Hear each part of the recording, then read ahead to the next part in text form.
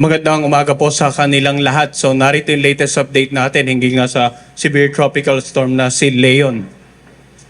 So makikita natin sa latest satellite image animation na yung tinatayang sentro ni Leon ay nasa karagatan pa. At kaninang alas 10 ng umaga, ito ay nasa layong 735 kilometers pa ang layo, silangan ng kasiguran Aurora, or sa layo naman na 780 kilometers silangan ng Etiaga Isabela. So taglay ni Leon ang lakas ng hangin umabot ng hanggang 95 kilometers per hour malapit sa gitna nito.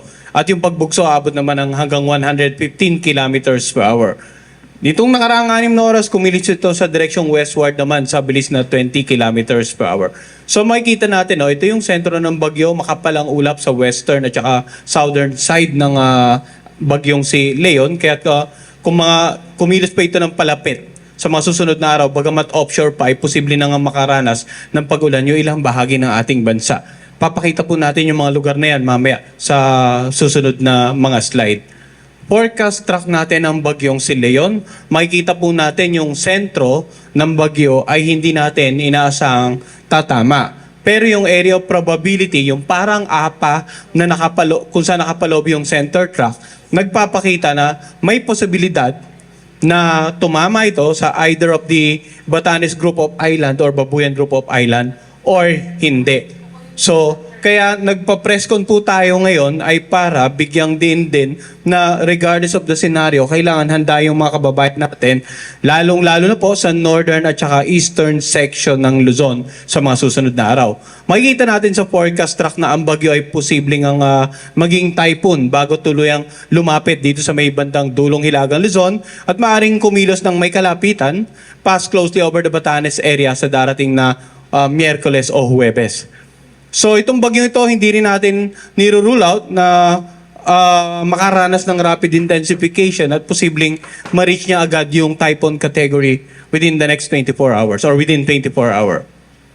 So ano nga ba yung mga lugar na may warning signal? Bagamat malayo pa yung bagyo, ulitin natin, yung warning signal number 1, ang lead time nito ay up to 36 hours. Ibig sabihin, hindi po dahil nagtaas na tayo agad ng warning signal ay agad-agad mararanasan.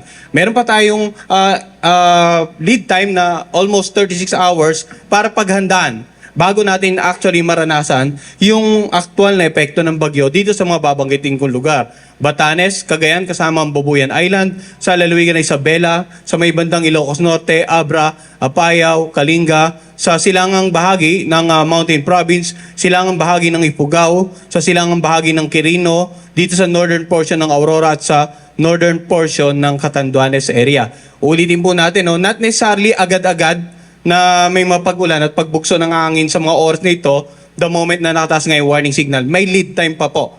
Ibig sabihin may palugit pa para makapaghanda pa tayo. Sa mga susunod na issue once, yung palugit na yon, yung lead time ay dahan-dahang mababawasan habang lumalapit nga itong sentro ng bagyong si Leon sa ating bansa. Ngayon, kanina nabanggit ko yung rain bands nitong si Leon, ano nga ba yung mga lugar na uulanin? Simula ngayong araw hanggang bukas, may nakikita tayong posibleng heavy to intense rain sa lalawigan ng Antique, moderate to heavy naman sa lalawigan ng Cagayan, kasama ang Babuyan Island, Occidental at Mindoro, Negros Occidental at Palawan. Samantala, bukas ng hapon hanggang Wednesday, Antique, posibleng makaranas ng intense to torrential, heavy to intense naman, Occidental Mindoro, Cagayan, Batanes at Babuyan Island. Samantala, moderate to heavy rains, Ilocos Norte at Ilocos Sur, ganun din sa Apayao, Negros Occidental, Aklan, Cavite at sa Palawan. Sa darating naman ng Miyerkules ng hapon hanggang Huwebes ng hapon, may mga pag-ulan tayong inaasahan, heavy to intense, Batanes, Babuyan Island, Occidental Mindoro at Cavite, at moderate to heavy rains naman, Ilocos Region, Antique, Palawan, Zambales, Bataan at Batangas. So generally, habang lumalapit yung bagyo, hindi lamang yung mga lugar sa northern at saka eastern section ng Luzon ang pwedeng ulanin. Mapapansin natin na may mga lugar din dito sa western section ng southern Luzon at maging sa western part ng Visayas ang pwedeng ulanin sa mga susunod na araw. Kaya nagpapalabas po tayo ng tinatawag naman natin na weather advisory para bigyang babalay mga kababayan natin hinggil sa ulan na dala ng bagyong si Leon. So ang weather advisory natin ay sasabay natin sa pag-issue ng Tropical Cyclone Bulletin every 6 hours. Samantala, in terms of malakas na hangin naman, posibleng strong to gale force gust sa mga lalawigan ng Batangas, nakararaming bahagi ng Mimaropa at ng Bicol Region, sa Visayas, sa nakararaming bahagi ng Northern Mindanao at sa nakararaming bahagi ng Caraga Region ngayong araw. Mga pagbugso ng hangin yan, no? Bukas naman sa Aurora, dito sa Metro Manila, Calabarzon, Mimaropa, Bicol Region, Visayas, Dinagat Island, Surigao del Norte at Camiguin. Sa darating naman na Miyerkules, mga pagbugso ng hangin, posibleng maranasan sa lalawigan ng Aurora, Metro Manila, Calabarzon, Mimaropa, Bicol Region, Western Visayas, Negros Occidental at Northern Samar. So yung minsan pagbugso ng hangin, no, pwedeng hindi naman to prolong or matagalan, pero pwede pa rin itong maging peligro sa mga ilang kababayan natin. Pwede pa rin occasionally makapagpatumba ng mga ilang uri ng pananim. Pwede na yung mga light materials, liparin.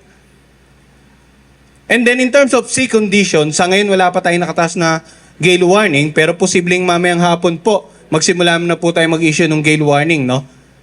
In the next 24 hours, inaasahan nating posibleng umabot ng 4.5 meter ang mga karagatan sa paligid ng Batanes, habang up to 4 meter naman dito nga sa karagatan sa paligid ng Boboyan Island at Sabela at sa eastern seaboard ng mainland Cagayan. That is within the next 24 hours. Now, habang lumalapit pa yung mga bagyo sa bandang Northern Luzon area, posible pong maging maalon hanggang sa napakaalon ng mga karagatan dito nga sa northern at saka eastern seaboards ng Luzon. Kaya't abangan din po yung issue nating gale warning na posibleng simulan natin mamayang alas 5 ng hapon. Ang gale warning, ito po yung babala ng pag-asa patungkol naman sa kalagayan ng mga pag-alon ng mga karagatan.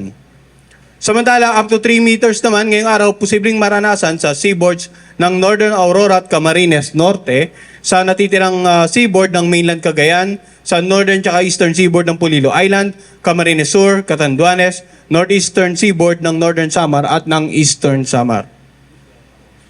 So every 6 hours, magbibigay po tayo ng update sa bagyong si Leon. Yung mga paulan tungkol sa bagyo, every 6 hours din mag-update tayo sa pamamagitan nating weather advisory at yung kalagayan ng mga pag-aalon ng karagatan. Posibleng gale warning ay baka issue natin simula mamayang alas 5 ng hapon. Ang susunod po nating update ay mamaya pong alas 5 rin ng hapon. So yan po muna update sa bagyong si Leon.